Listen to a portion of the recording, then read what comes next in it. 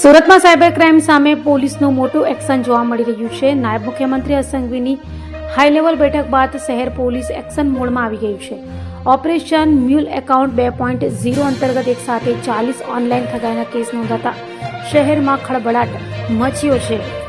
સુરત શહેરમાં વધતા સાયબર ગુનાઓને લઈને પોલીસ દ્વારા તાબડતોબ કાર્યવાહી હાથ ધરવામાં આવી છે. ઓપરેશન મ્યુલ એકાઉન્ટ 2.0 અંતર્ગત શહેરના વિવિધ પોલીસ સ્ટેશનોમાં ₹4,000 થી લઈને ₹1,52,00,000 સુધીની ઓનલાઈન ઠગાઈના કેસ નોંધાયા છે.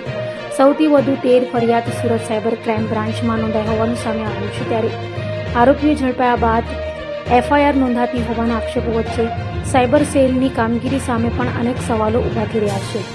માત્ર નાના આરોપીઓ જ ઝડપાઈ રહ્યા છે, જ્યારે મોટા માથાઓ હજુ પણ વોન્ટેડ લિસ્ટમાં હોવાની ચર્ચા ચાલી રહી છે.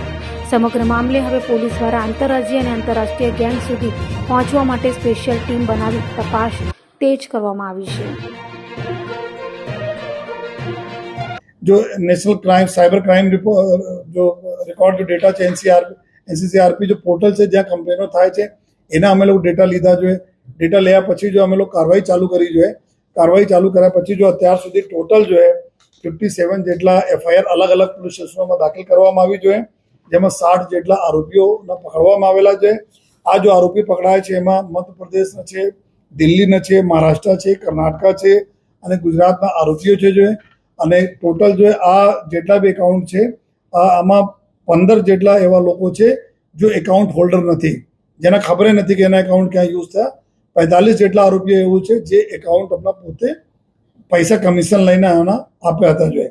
અને જો ટોટલ રકમ ગઈ હતી લગભગ 23 કરોડથી વધુના રકમ આમાં ફ્રોડ થયા જોઈએ. લગભગ 1.25 કરોડ ઉપર તો અત્યારે જો રિકવરી થઈ. પરંતુ મેઇન વાત એવું છે કે આ બધા જેટલા બી ગુનાઓ થયા 60% કેસીસ એવું છે જેમાં ઇન્વેસ્ટમેન્ટ ફ્રોડ છે. ઇન્વેસ્ટમેન્ટ ફ્રોડ એટલે કે કોઈ લોભાવની સ્કીમ લાવે અને ધીમે ધીમે આજે ₹1000 નાખ્યા, કોઈ 500 નાખ્યા અને સમયાંતરે 4-5 મહિના ચાલતી હતી. અમુક પૈસા રિટર્ન કર્યા જેથી કે બરાબર આ ટ્રેપમાં આવી જાય. તો ધીમે ધીમે પૈસા નાખતા ગયા લોકો અને પૈસા વિડ્રો થતા ગયા.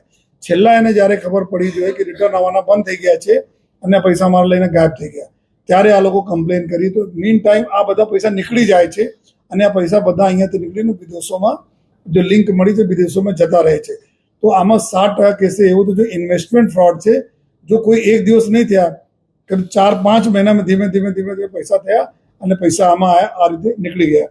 તો અમે લોકો જો વારંવાર અપીલ પણ કરતા રહીએ છીએ कि कोई पर जो लोभावनी स्कीम में नहीं आए, जब तक सरकार मान्य या जो सरकारी संस्थाओं છે એના માન્ય કોઈ સ્કીમ નહીં રહે તો આપ એમાં નહીં પડો જોઈએ. એના રીઝન એવું છે કે આ બધા ચીટિંગ કરવાના, પહેલા સારા પરત આપે પછી આપને મોટા અમાઉન્ટ લઈને અહીંયાથી નીકળી જાય. અને સાથોસાથ જો સાયબર ક્રાઇમના જે વિક્ટીમ છે એના સુધારો આપવા માટે ભારત સરકાર તરફથી અભી એપ્રિલ મહિનામાંથી 2 મોટો નિર્ણય લેવામાં આવ્યા. જો આપના માધ્યમથી બતાવવા પણ માંગીએ છીએ कि एक આમાંથી GRM મોડ્યુલ થતા હતા, જેમાં ગ્રીવાન્સ રિડ્રેસલ મોડ્યુલ, જેમાં I4C જો ભારત સરકારના અભિગમ છે કે આમાં એ પહેલે એવું હતું કે જો ₹50,000 તકના રકમ જેના અન્ય રાજ્યોમાંથી યા કોઈ પણ જગ્યાથી ફ્રીઝ થઈ જતી હતી. કારણ કે અમે ₹100, ₹200 કોઈ ફ્રોડના તમારા એકાઉન્ટમાં આવી જાય અને તમારા એકાઉન્ટ અન્ય રાજ્યોના પોલીસ દ્વારા ફ્રીઝ થઈ જતી હતી. તો ₹50,000 તકના રકમ હોય તો તમે અહીંયા પોતાના બેંકમાં જઈ શકો છો. બેંકમાં તમે ડોક્યુમેન્ટ અગર આપશો, જેન્યુઇન ડોક્યુમેન્ટ કે ભાઈ અમારા આ રીતે જેન્યુઇન તમારા આ પૈસા કોઈ લેવા દેવા નથી, તો આપને ઇમિડિયેટલી અનફ્રીઝ કરી દેવામાં આવશે. આ બેંકને સત્તા આપવામાં આવેલી છે ₹50,000 તકના રકમની. બીજી જો ભારત સરકાર તરફથી જો સુવિધા આવી જોઈએ, જેમાં I4C તરફથી, જેમાં MRM છે. MRM એવું છે કે money return module, refund module.